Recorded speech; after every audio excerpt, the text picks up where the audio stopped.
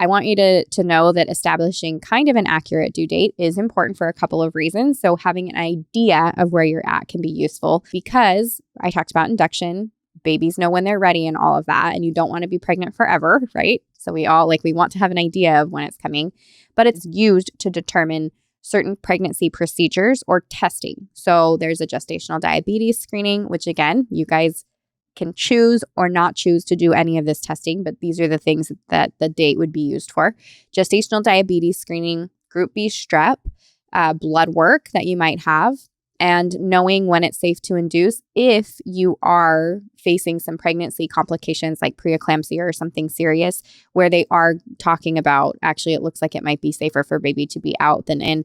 This week's reviewer of the week is from Jacqueline Crew, and she says, breech birth.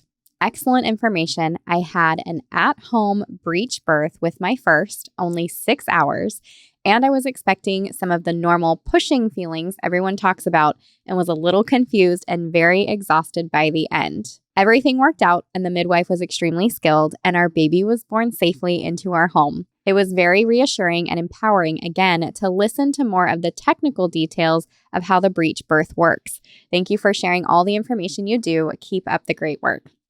That is so cool. I love it. I feel like we need to have some breech birth stories on this podcast. So maybe that's coming in the future.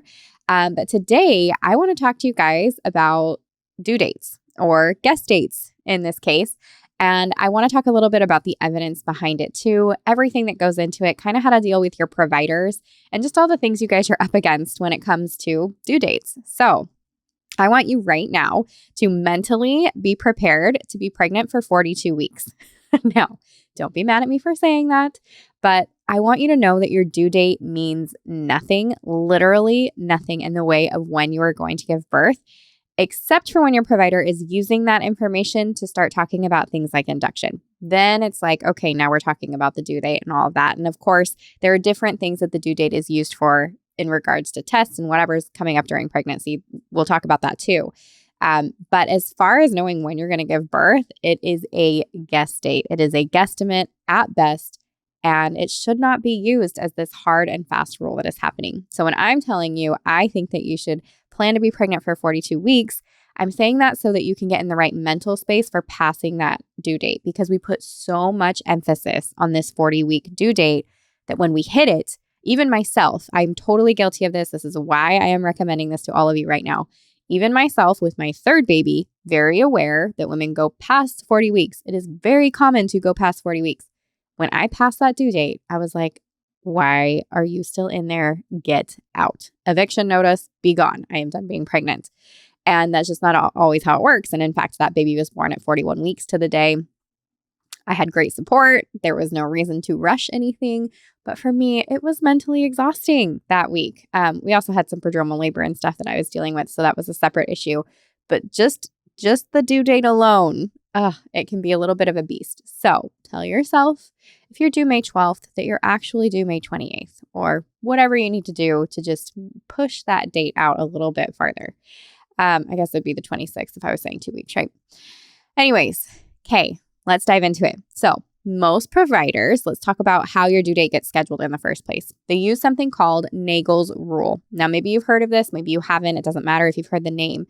But what they do is they calculate your guest date or your due date off of your last missed period or the first day of your last period. So if May 12th was the first day of your last period, then that is the date that they are going off of for your calculation for your guest date. So they go 40 weeks from the first day of your last period, 40 weeks from that day. That's why when you're really like only 2 weeks pregnant, in other words, like whenever you conceived your baby and you test positive in a couple of weeks and you're really only 2 weeks pregnant, you're calculated as 4 weeks pregnant. And so that doesn't change anything as I'm saying that. I don't want you to think like, oh, I'm only 2 weeks. It's just how it's calculated. So we're still going to call it 4 weeks. We're still going to base everything off of that. But the way that they're doing it with this Nagel's rule is assuming that every woman has a 28-day period and assuming that every woman ovulates at day 14 and gets pregnant at that time. So that's where that guest date comes from. just so that you guys know. It's called your EDD, or your estimated due date. And like I said, it assumes all of those things. So if you've conceived with IVF, like when you know the exact date of conception, then that date would be used. In that case, then they would know very specifically. But if not, and hopefully you're at least tracking your cycles. So even if you're already pregnant, I want you to store this away in case this was you from last time and you didn't necessarily know, you didn't have good, like a good record keeping or whatever. Download a quick app or something like that. Write it down in your phone. Just keep track of at least what your periods are doing and how long they are at a minimum. But if you are tracking your cycles and you do keep track of ovulation, and it's not too hard to do, I didn't do this at all until we couldn't get pregnant after having my third. And then I really kind of nailed down, wait, am I ovulating? When am I ovulating? How long are my cycles? All of that stuff. And that's what told me, for example, so my cycles had always been like 31 to 32, maybe even 33 days sometimes. And they were pretty consistent that way, all growing up and into my childbearing years. And right before I hit age 30, they started getting a little wonky. They shortened. They were closer to like 28 days. Sometimes they would be, I'd have a 35 day in there and then I'd have a 26. And it started being a little bit different. There was a lot of consistency, but it was different for me. So what you can do though, is you keep track of your period. So you're like, okay, this is the day I started. And then you can do, and this is so simple, you guys, you take your basal body temperature in the morning. So before you wake up, before you get out of bed, and at the same time every morning. So if you need to set an alarm and you're like, I'm going to get up at 6 a.m. or 7 a.m. or whatever time you get up, you're going to set that alarm, stick the thermometer in your mouth before you get out of bed. So it should just be right next to your bed, and you keep track of that temperature. And so you keep track of when you started your period and your temperature. And what happens is when you ovulate, that temperature spikes and it stays up there. So, and there's different ways to find out, are you pregnant? Are you not? Whatever. But that is just so that you keep track of when you ovulate, so that you know when you ovulate. Now, if you keep track of those things and you're keeping track of, and we had sex this day and this day and this day, then you have a very good idea of when you get pregnant. And for myself, this is where I can tell you that I knew my due dates were just a touch off, because not only were my cycles longer, but I ovulated late. So when I was testing those things, I was ovulating at day like 19. Well, if you're putting me at 14, then that's 5 days earlier. So my guess date of 40 weeks is not 40 weeks after all. It's actually 39 and 2 days. So that can affect somebody if I hit my quote unquote 40 weeks, even though my baby is not even 40 weeks yet. And I know they can go longer than that no matter, when you ovulate. Then we could be talking about induction early, before the baby's ready, before my body's ready. And that's a big deal. That it really does affect things. Your body is smart. Your baby is smart. You know when to go into labor, or your baby knows when it's time to go into labor. They're the ones that send that wonderful signal and say, hey, I'm ready. Let's get things moving. And when we start interfering with Mother Nature, we don't always get to pick the consequences of that. So I do think it's a big deal when we're talking about due dates, and particularly right now with all the induction conversation happening, and quote unquote evidence-based research to back it. Guys, if you haven't listened to the Arrive episode, I'm going to make sure and post that within the story here, within the show notes here. I'll make sure and have that for you guys. But anyways, all of that to say, your due date matters, and understanding where it comes from and how to calculate it matters. Now, again, if you don't know the date of that last missed period, and this can totally happen, we don't always keep perfect track of our cycles. That's why I say just grab an app and hit the button that says, yes, I started my period today. But if you don't have that, they're often going to ask you to do an early ultrasound, and they'll usually want that between 8 and 11 weeks, or 8 and 12 weeks. We've done some research on that. I've shared this on here before. We're including studies along here, and it is an accurate time. The most accurate time is actually between 9 and 11 weeks if you're going to do that. Now, there is some controversy either way. Like, do you really need extra ultrasound, and what effects does it have on the baby? And because we're not seeing things like deformities and whatever, we say, oh, it doesn't have any effect, but that's not a real thing. So if that's you, if you're somebody that's like, you know what, I really don't, like, I would hands off, whatever, then you just do your best guess. No one can force you into that ultrasound, even when trying to come up with a guess date. And you know what? Bodies are smart and they kind of figure it out as they go. Like if you choose to have that ultrasound later on, that's one way to do it. They can check HCG levels, which is just blood work. Eventually, you're going to hit that fundal height. Many women can, go right off of that fundal height. You'll have some kind of idea as well. So there's different ways to go about this. I just want you guys to know that you have options. You can also do the ultrasound and have kind of an accurate measurement if you do it between those weeks. But again, if you don't know when your last men's period was, you're hoping you hit in between those weeks. So keep that in mind too. Now, I want you to know that establishing kind of an accurate due date is important for a couple of reasons. So having an idea of where you're at can be useful because I talked about induction. Babies know when they're ready and all of that, and you don't want to be pregnant forever, right? So we want to have an idea of when it's coming, but it's also determined or used, that date is used to determine certain pregnancy procedures or testing. So there's a gestational diabetes screening, which again, you guys can choose or not choose to do any of this testing, but these are the things that the date would be used for. Gestational diabetes screening, Group B strep, blood work that you might have, and knowing when it's safe to induce if you are facing some pregnancy complications like preeclampsia or something serious where they are talking about, actually, it looks like it might be safer for baby to be out than in. My guess is if you're experiencing something like this, they're going to call for ultrasounds anyways. And at that time, maybe you can decide if that is the best course of action for you at that time. And before that, maybe you don't need it. And that's just totally up to you. So with all of that, how long is pregnancy really? Is it really 40 weeks? And for those of you that have done this before, been pregnant before, given birth before, you know that it can be kind of all over the place. So let's talk about some of the evidence and studies behind these guess dates and where women fall. There's been 2 studies, significant ones that have been done. One of them found that 50% of first-time moms gave birth by 40 weeks and 5 days when left alone to go into labor on their own.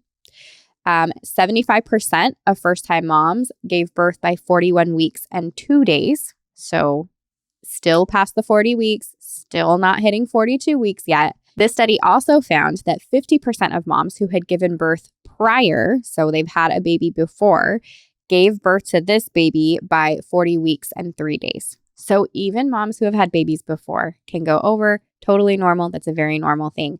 And 75% of those moms gave birth by 41 weeks. So if you've had a baby before, 75% by 41 weeks. And again, not that perfect 40-week date that every provider seems to be looking for lately. I will tell you with mine, I kind of did the backwards thing, or I don't know. My body just is like, no, we're going to do the opposite just to throw you off. So we say, right, if you've had a baby before, that it's really common that your next baby comes a little bit earlier and your next baby comes a little bit earlier. We see averages that show that. So what does that tell us? Don't put a lot of stock in that guess date, and do know that it is actually normal for your body to go into labor on its own past 40 weeks. Extremely normal and still safe, totally safe. So obviously, I'm going to say that, and there's going to be some concern there that I'm spouting all kinds of things. It is safe provided you're healthy, low risk, there's no issues. Obviously, if you're just talking about a due date, it is safe to go past your 40 weeks due date alone. I want to make that clear. There's also studies that have been done that indicate genetics contribute to about 50% of your chances for a post-term birth.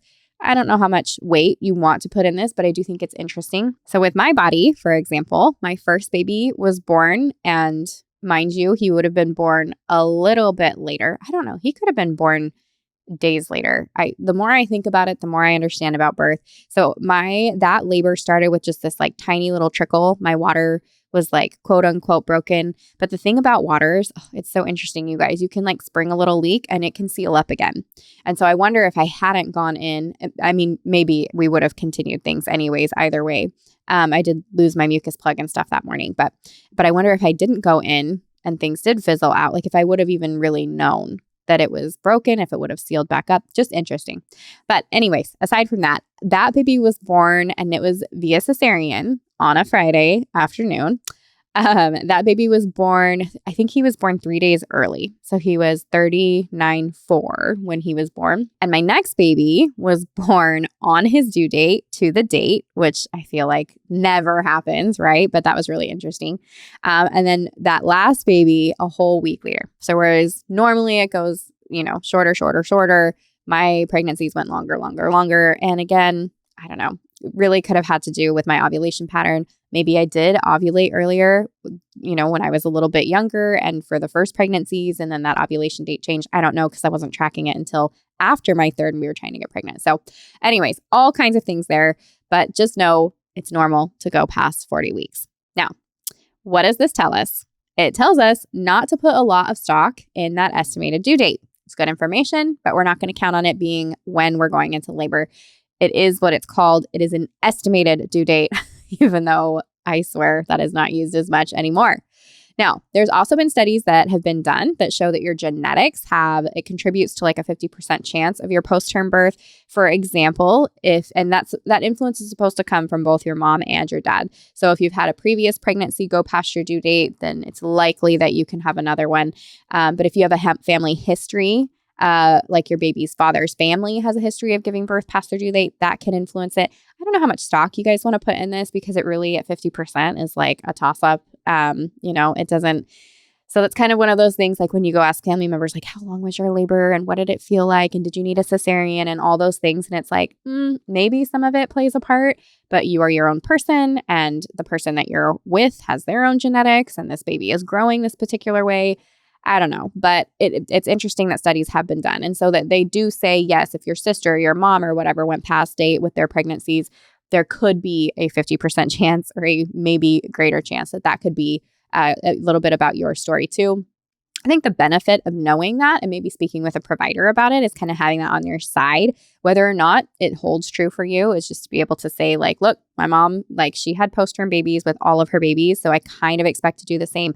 And you know what's interesting about that is I wish that they would go back with these studies and like if we could keep track of ovulation and then see how that matches up to these quote unquote post-term babies, that is I think where the magic would happen, but that's not what that study did. So it is what it is. Some other things that might contribute are a higher BMI before you get pregnant, higher weight gain during pregnancy, advanced maternal age, or in other words, being past the age of 35, first-time mom, being a first-time mom, we know that first-time moms tend to gestate a little bit longer, and stress towards the end of pregnancy. So you'll hear people, especially, I feel like this is what I'm hearing, at least like moms who are at a birth center or planning for a home birth and they're using a certified professional midwife, which if you know much about that, they really cannot assist women unless they're in a place where they don't have the like the certifications and stuff on purpose to be able to assist these kinds of births, but they really can't assist women past 42 weeks, depending on which state you're in and what the policies and stuff are there, what the laws are.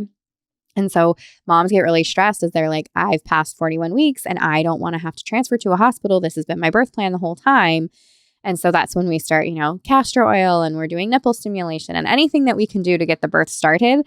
But what's interesting is a lot of times that stress is actually what's keeping baby in. And so you'll hear like midwives say, just go for a weekend getaway, snuggle up with your husband, put it out of your mind, relax, don't do anything to try to go into labor, just chill.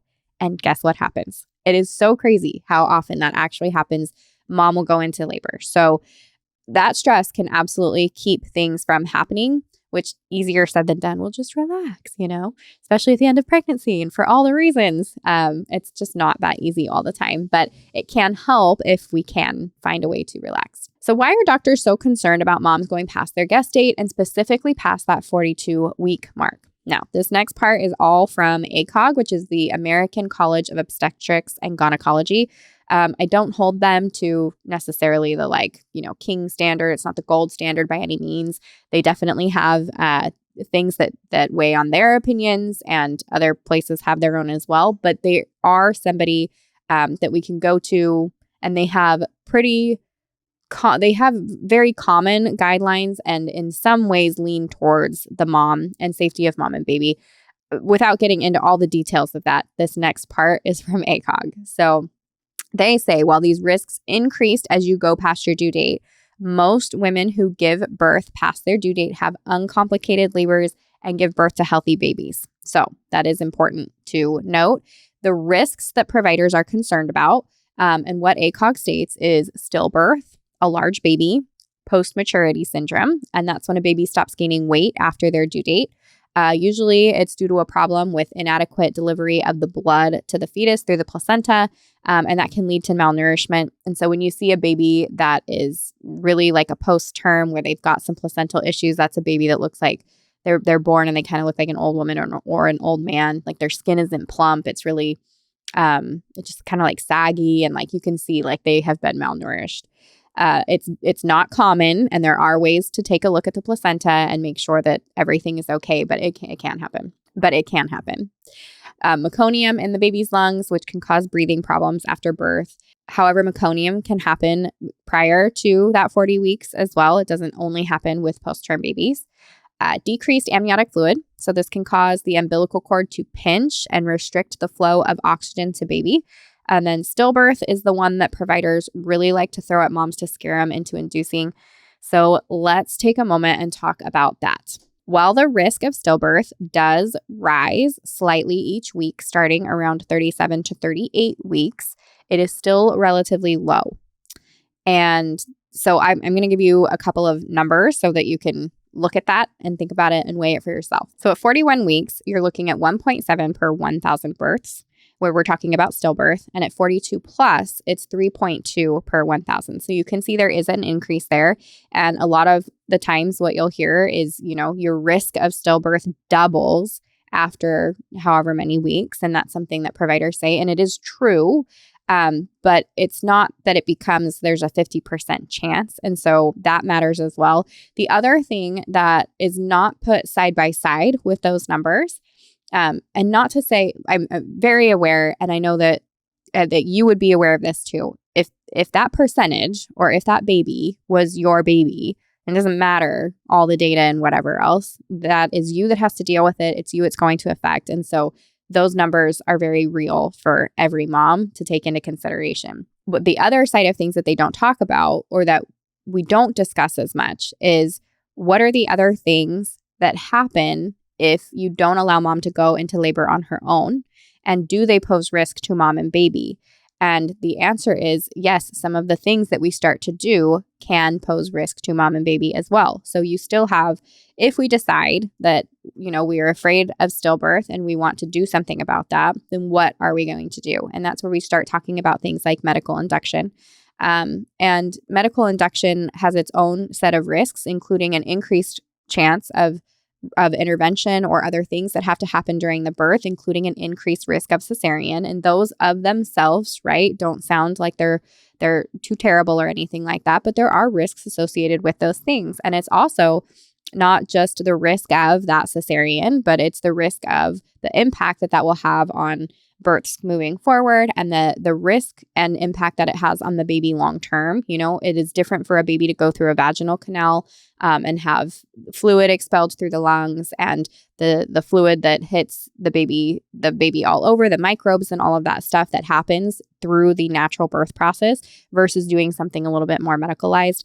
There's also how the mom feels about it, how she's, made to feel about the situation and wondering, did she do the right thing? And how many babies she wants to have after this, and is VBAC going to be in the works? Or it just there is more than just saying, well, because of stillbirth, we need to do X, Y, or Z. And so I think it's important that moms have that information, and so you can kind of ponder on that and think about it and see what your options are, and be with a provider that gives you options. What I do think is really interesting, and why I think it's so important that you have a provider that you love and trust, is you can go to one provider who at 41 weeks is telling you everything's fine. We're just going to keep an eye on baby. You keep doing your thing. No big deal. And you can go to another provider, the same woman can go to another provider and they say, this is extremely dangerous and you are putting your baby at risk. And I can't support that. We have to start talking about induction. It is the only safe thing right now. Those are opinions. And that matters because that can completely affect how a mom feels about her birth, how she feels about her birth space, how she feels about her body, how she feels about the whole process, as well as the decision making that's going to happen. And if you have one person saying that this mom is safe and whatever, and the other is not, I mean, it comes down to opinion and support. So it really does matter which provider you are with. And that is, I mean, if I could drive anything home, that would be it right there. More than your due date and everything else that we're talking about, that is going to be your biggest thing. Now, as your pregnancy moves on, oftentimes providers are going to want to see, like, if you hit that 40-week due date or whatever, and they are concerned, stillbirth or whatever the case may be, something that they often recommend is a non-stress test. And so that is something that mom and baby can go do and test. And if everything looks fine, then you can keep going. That's an option. You do need to know that non-stress tests can also pick up things that may or may not be an issue. And so that is important too. How a midwife out of hospital would handle that versus how an OB would handle that is going to be different. So again, different providers, same person, could be a different outcome. So all of that, is just information. And then it is important if you whether or not you pass your due date, if at any point during pregnancy you are feeling like something's off, it doesn't feel right, I want a little bit more information, or there's just, call it mother's intuition, it's very real, then make sure that you're getting those things checked out and make sure that you are feeling good about whatever you decide to do moving forward. Now, kind of concluding this episode right here. Again, that 40 weeks is just a guess date. Yes, there are things that happen after 40 weeks for mom and for baby. Yes, that's a conversation that you can have with your provider. But remember, every woman is going to be different. Every pregnancy is going to be different. So even if things went one way for you one time, they could be completely different the next. So keep that in mind. And remember, it is such a mental game hitting that 40 weeks. That is why I'm telling you right now, pretend that you're going to be pregnant for 42 weeks. You will feel more at peace when you hit 40 weeks, I hope, because some of us still won't. So try and aim for that. And know that you will not be pregnant forever. No matter what happens at the end there, your baby will come and you will get to greet and meet that new little life, and it'll be the best thing ever. So with that, I will see you guys all next week.